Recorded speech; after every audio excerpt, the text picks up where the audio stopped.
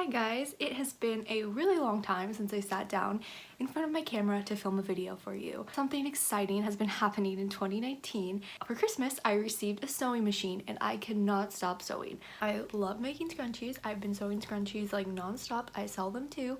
Check out my link below. I always have one on my wrist, like this one of my favorites. My main goal is to try to learn how to make clothing for myself because I think it's a really cool skill to have, to be able to sew, and also it really so far has taught me about everything that goes into clothing. It's not easy and it takes so much precision, so much math, so much time, at least maybe just for me because I'm a beginner, but it's really given me more respect for the people that make my clothing and more respect for the fact that they need to earn more money, because this is not just something that's easy. Like, it does take skill to learn how to sew. A really fun thing I've also been loving doing is going thrifting and reworking and transforming things I find at the thrift store to make them a little bit more modern or a little bit more trendy.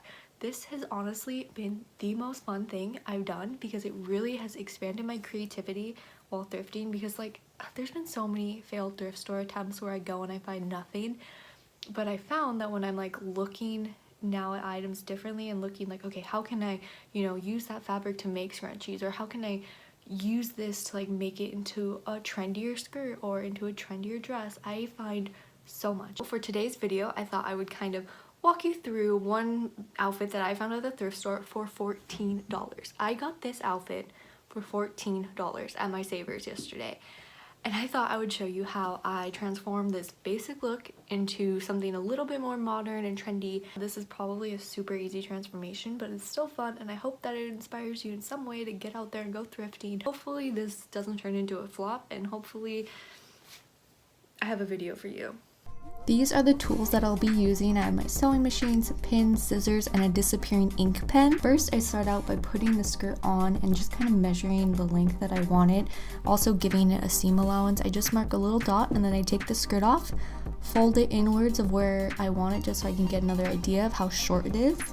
I then take my disappearing ink pen and a tape measure and measure out, and I try to be as precise as possible with this, so I try to cut it, I think 7.5 inches.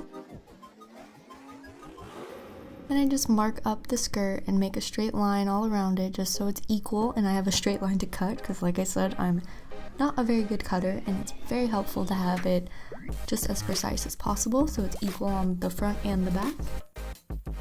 Then I just cut off where I drew that line. This is like the scariest part of the whole thing, just because I've had some mishaps where I cut too much and you can't go back.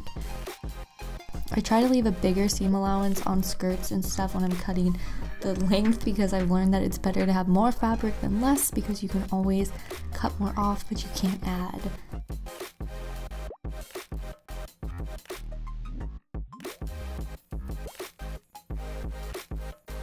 Once I'm done cutting the lining and the skirt, I turn the skirt inside out and I begin pinning. You want to pin the lining and the outside of the skirt separately. You don't want to sew these together. That's a horrible idea. Now that it's all pinned, I put it back on just to make sure that the hem is even. As you can see in the back, it was not very even, so I had to repin it again. I also just test the length and make sure everything looks good.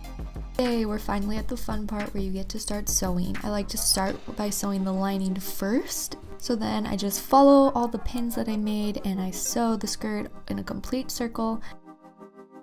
Once I finish the lining, I do that same exact thing again, following all the pins for the outside of the skirt. And bam, just like that, we have a new, cuter, trendier skirt, and it looks way less like you just stole that out of your grandma's closet. I also really like how this looks with a blazer. I've been seeing tons of pictures on Pinterest with girls wearing an outfit like this and then matching it with their Air Force Ones or Doc Martens. I think that's super cute. So I hope you guys enjoyed this thrifting transformation. If you did, let me know in the comments below. Let me know what your favorite way to be sustainable is right now. This is mine for sure. Thrifting and transforming is like, I'm addicted. I'm constantly looking at ways and outfits and pieces and inspiration that I can recreate and remaster into something trendy. Hopefully in my next video I can maybe find something a little bit more challenging than just hemming, but I still thought this was fun and cute. Be sure to check out my scrunchie collection below over on my Depop.